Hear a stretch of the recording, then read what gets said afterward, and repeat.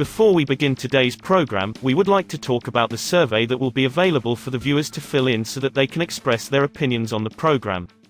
The survey can be accessed via the QR code currently shown on the screen, and all respondents of the survey will remain anonymous. We would also like to thank those who have already taken the time to do the survey. We appreciate all the suggestions that were given to us, and we aim to use it to improve the quality of our program. We hope that in the future we will continue to receive more feedback from our viewers so that we can further work on our service and produce better content.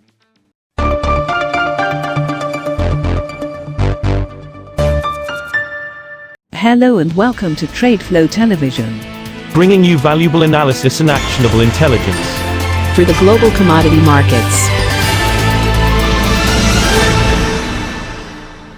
These are some of the key topics that we will be looking into in today's program.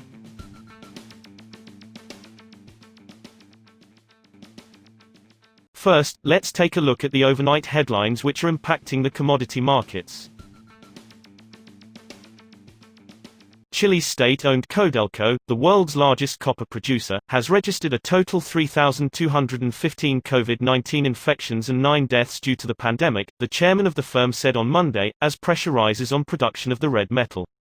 Board chairman Juan Benavides said 2,473 workers had already recovered while 37 remain hospitalized, according to comments made to a mining commission made up of lower house lawmakers and confirmed by Codelco. Chile's copper miners have largely maintained output despite soaring case numbers in the South American country, though pressure has been mounting for companies to strengthen safety measures, even potentially at the expense of production.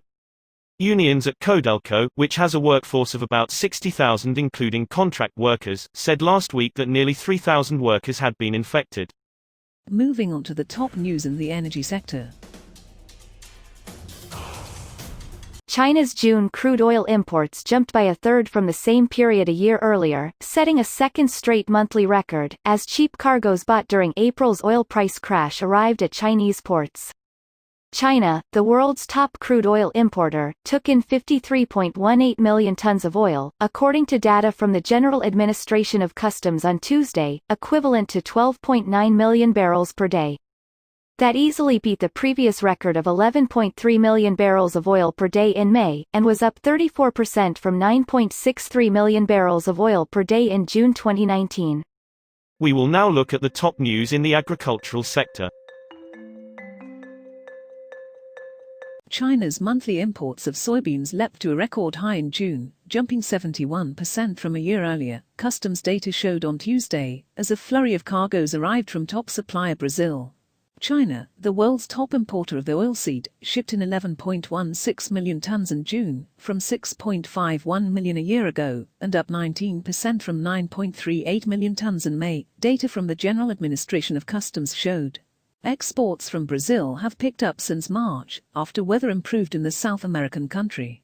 Next we have agricultural price moves. Chicago wheat, corn and soybean prices rose on Tuesday after a U.S. Department of Agriculture (USDA) report said the condition of U.S. crops was not as good as expected.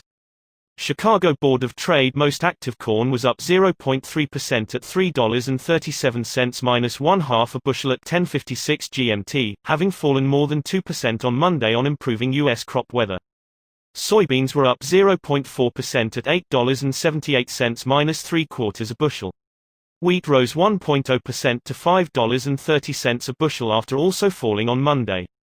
The USDA's weekly U.S. crop condition report after Monday's close rated 69% of the U.S. corn crop in good to excellent condition, down from 71% last week. Analysts on average expected 70%. It rated 68% of the U.S. soybean crop in good to excellent condition, down from 71% last week with analysts expecting 70%. Raw sugar futures on ice dipped to a 2-week low on Tuesday while cocoa and coffee also fell, dragged down by weakness in crude oil and global equity markets. October raw sugar slipped 0.12 cents, or 1.0%, to 11.46 cents per pound by 11:40 GMT after dipping to a 2-week low of 11.42 cents. September London cocoa fell £18, or 1.15%, to £1,554 per tonne, drifting back down towards a 20-month low of £1,545 set last week. September Arabica coffee fell 0.4 cents, or 0.4%, to 98.25 cents per lb. We will now take a look at energy price moves. Oil prices fell on Tuesday on worries that new restrictions to stem surging US and Asian coronavirus cases could threaten a recovery in fuel demand, just as OPEC Plus producers prepared to increase output from August. Brent crude futures fell 44 cents to $42.28 a barrel by 0840 GMT, and US West Texas Intermediate crude futures slid 53 cents to $39.57. Moving on to metal price moves. Copper prices slipped on Tuesday after a steep rally on worries about rising coronavirus cases and more friction between the United States and top metals consumer China. Copper had soared about 50% from its 45-month lows touched in March to a two-year peak hit on Monday, largely on supply concerns from the biggest producer Chile. But copper stumbled along with stock markets and oil after the most populous U.S. state California imposed fresh coronavirus restrictions and the United States rejected China's disputed claims in most of the South China Sea. 3-month copper on the London Metal Exchange fell 1.2% to $6,491 a ton in official trading. Finally, we have the most recent news on the financial market. The US dollar gave up early gains on Tuesday with currency traders unfazed by diplomatic tensions between the United States and China and rising coronavirus cases. While stock markets initially fell as investors turned cautious, the safe haven yen and the Swiss franc were both down on the day by 11:05 GMT as market sentiment improved. A resurgence of novel coronavirus infections has caused some areas to place new restrictions on business activity, injecting some caution into the multi-month stock market rally that is betting on a rapid economic recovery. Against a basket of currencies, the dollar index was last down 0.1% at 96.452, keeping it firmly with a tight range it has traded in since May. The euro recovered and rose 0.2% against the dollar to $1.1369. The Japanese yen dipped, with the dollar up 0.1% at 107 yen and 41 sen. That is all for today's news on the commodity market. Stay tuned to TradeFlow TV as we continue to provide you with more updates. You can also follow us on Twitter at TradeFlow TV1, which allows you to watch our program on your mobile device or desktop.